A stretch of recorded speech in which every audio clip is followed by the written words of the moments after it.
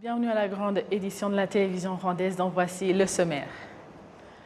Le gouvernement du Rwanda a revu à la hausse le salaire de l'enseignant et a apporté un soutien financier à la coopérative Umwalimu Sacco d'environ 5 milliards de francs rwandais afin de promouvoir le bien-être de l'enseignant et la qualité de l'éducation en général. La Société nationale de distribution d'électricité, REG en sigle et en anglais, indique que la distribution d'électricité dans le pays est à hauteur de 113% et que ce niveau sera sans aucun doute de 100% en 2024.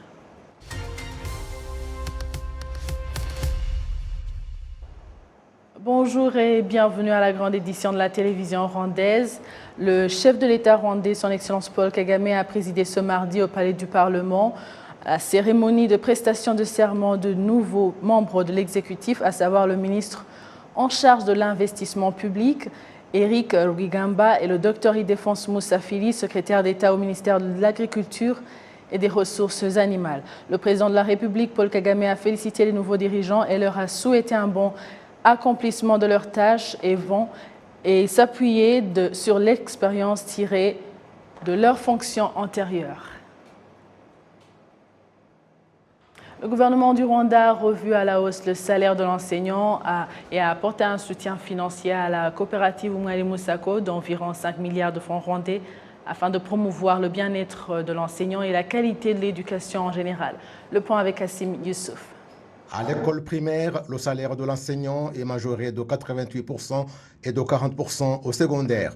Le Premier ministre, le docteur Nyirene Edouard, a annoncé cette majoration ce lundi lorsqu'il a présenté aux deux chambres du Parlement les réalisations atteintes dans l'éducation de base, c'est-à-dire dans l'enseignement primaire et secondaire, dans le cadre des stratégies nationales de transformation NST1.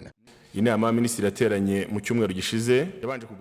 Conseil des ministres tenu la semaine dernière a procédé à l'évaluation du bien-être des enseignants et leurs moyens financiers et leur impact sur le secteur de l'éducation. Et ainsi, le Conseil des ministres a approuvé la résolution portant la majoration du salaire de l'enseignant de la manière suivante.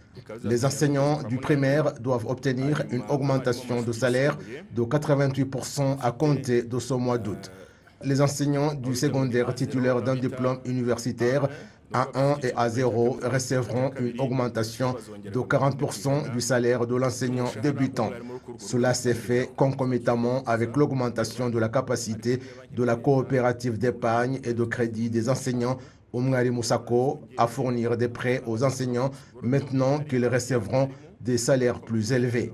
C'est pourquoi le gouvernement a injecté 5 milliards de francs rwandais dans la coopérative au cours de cet exercice budgétaire.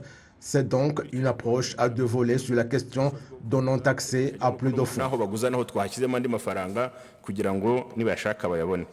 Cette nouvelle a beaucoup réjoui les enseignants qui affirment sentir en eux le courage et vont s'acquitter de leurs tâches avec plus de détermination. Nous sommes très heureux et remercions le président de la République que notre message lui parvienne où il se trouve, que les enseignants se sentent en ce moment au sommet et cela a prouvé que sa parole n'est restée pas lettre morte. Nous sommes très reconnaissants. Cette décision va améliorer notre bien-être et va soutenir également le secteur de l'éducation. Nous allons fournir davantage d'efforts dans notre travail parce que notre gouvernement se soucie de nous. Nous remercions Dieu et nos dirigeants d'avoir tenu compte de nos besoins. Nous remercions le président de la République d'avoir veillé au bien-être du grand public, en particulier nous les enseignants, et nous en sommes très heureux. Non seulement les enseignants, mais les parlementaires également ont beaucoup apprécié cette nouvelle.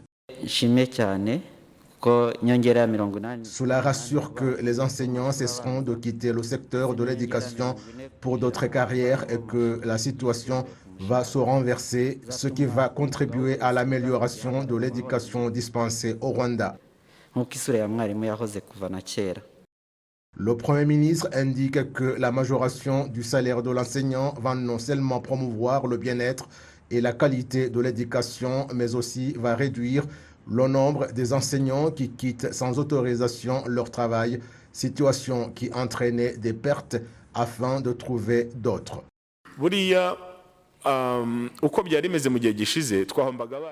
En fait, avec la situation antérieure des choses, nous perdions en moyenne 1000 enseignants chaque mois.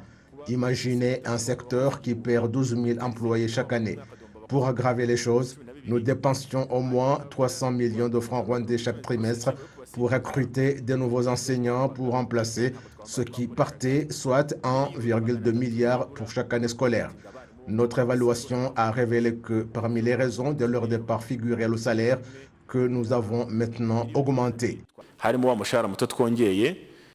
Le ministère de l'Éducation indique que les enseignants dans l'enseignement primaire sont au nombre de 68 207 de niveau A2 et ont bénéficié d'une majoration du salaire net de 88%, c'est-à-dire une majoration de 50 849 francs rwandais.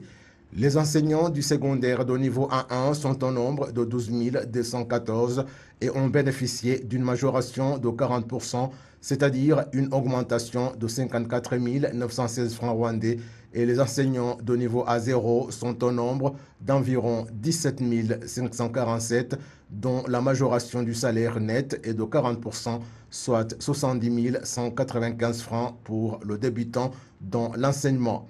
La majoration de salaire a également concerné les directeurs d'école, les directeurs adjoints et d'autres agents des écoles publiques et des écoles privées subsidiées. La somme qui fait objet de la majoration du salaire net de l'enseignant dans l'enseignement primaire et secondaire est de 5,3 milliards par mois, soit 64,4 milliards par an. Des analystes dans le domaine économique indiquent que la mise en place d'un département ministériel en charge de l'investissement public présente un avantage majeur dans la gestion et la coordination des activités dans lesquelles le gouvernement a investi, car il y a certains qui aboutissent avec retard ou tout simplement enregistrent une perte. Kassim Youssef. Le fonds de développement Agachiro a été mis en place en 2011 pour assurer notamment la gestion des fonds que le gouvernement investit dans différentes entreprises. Ce fonds a débuté avec 18 milliards qui maintenant sont des 156, dont 186 milliards qui ont servi pour l'achat des parts sociales dans environ 32 entreprises dans le pays.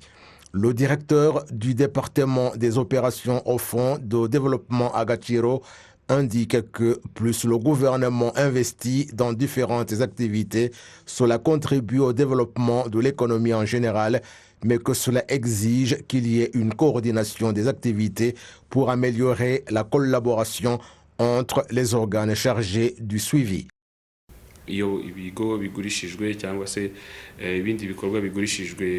Lorsque des sociétés sont cédées ou privatisées, l'argent de la transaction est versé au fonds de développement Agachiro. Vous comprenez que nous aurons une proche collaboration avec ce ministère. Il y a aussi que nous puissions avoir une ligne directrice convenable en matière d'investissement selon le moment de l'opération, parce que s'il y a un investissement à faire aujourd'hui et que vous enregistrez un retard d'un jour, tout change et entraîne des répercussions. Chaque fois que c'est fait à temps, le résultat est bon non seulement pour moi, mais aussi pour le bénéficiaire. Ce ministère va accélérer les décisions et collaborer avec d'autres organes.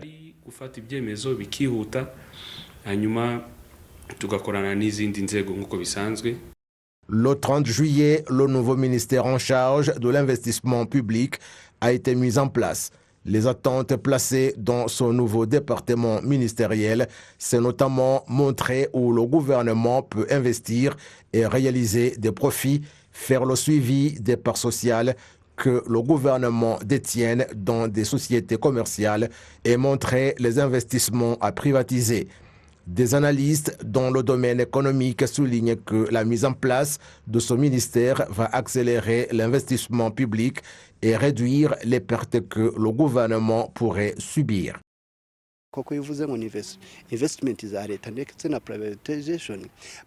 Lorsqu'on parle d'investissement public et de privatisation, cela veut dire qu'il va s'intéresser de ce qui n'allait pas bien et examiner si on peut modifier quelque chose. Peut-être que des investisseurs puissent acheter des parts pour revigorer ces sociétés au lieu qu'elles n'avancent pas. Lorsqu'il n'y a pas de ministère pour mettre en place des politiques, les choses n'avancent pas bien. Cela va faire que les sociétés en difficulté en matière d'investissement reçoivent des fonds de la part du secteur privé ou qu'elles soient vendues parce que lorsqu'il y a du suivi, le développement s'ensuit et en fait, le gouvernement ne peut pas faire quelque chose qui n'a pas été préparé.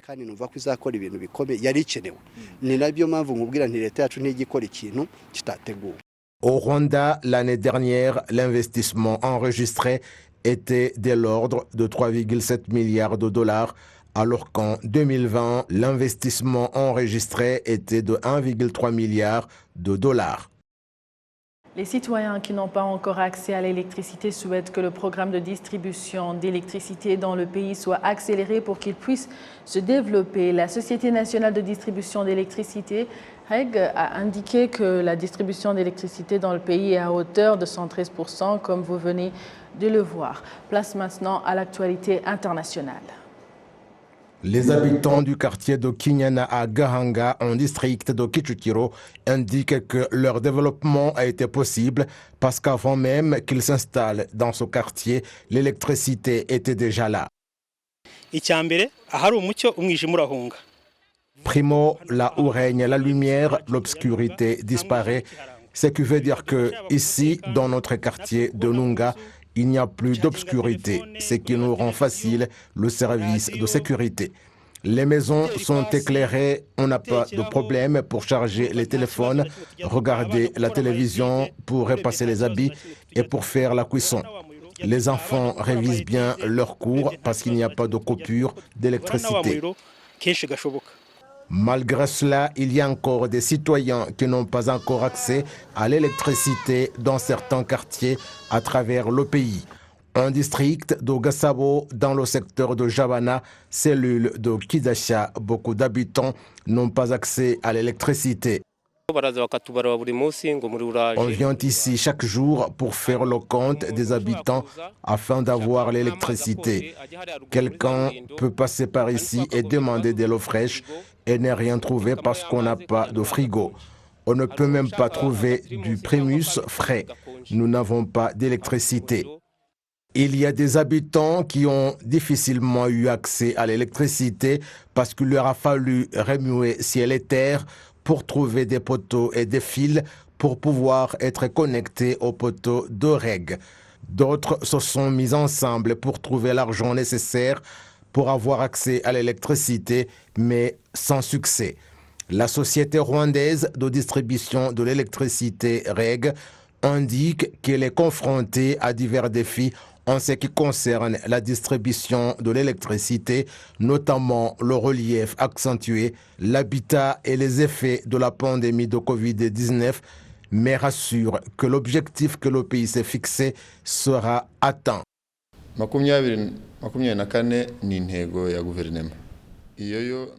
2024, c'est l'objectif du gouvernement.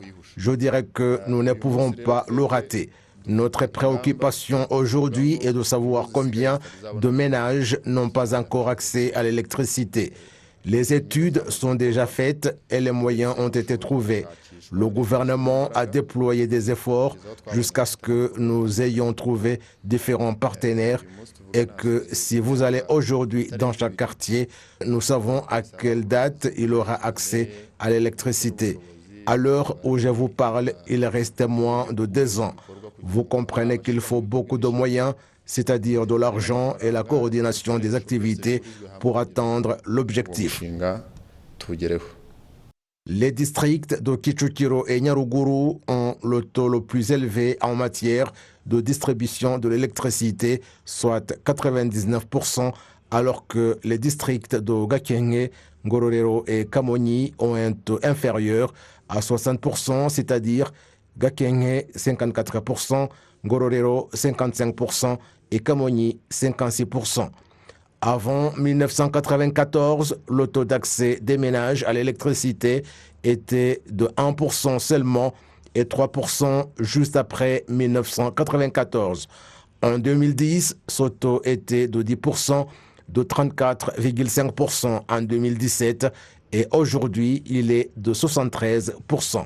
L'objectif est qu'en 2024, tous les ménages au Rwanda auront accès à l'électricité.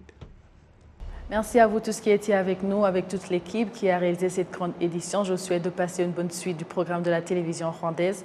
Vous étiez avec Amandine Dikumasabo. À la prochaine et d'ici là, portez-vous bien.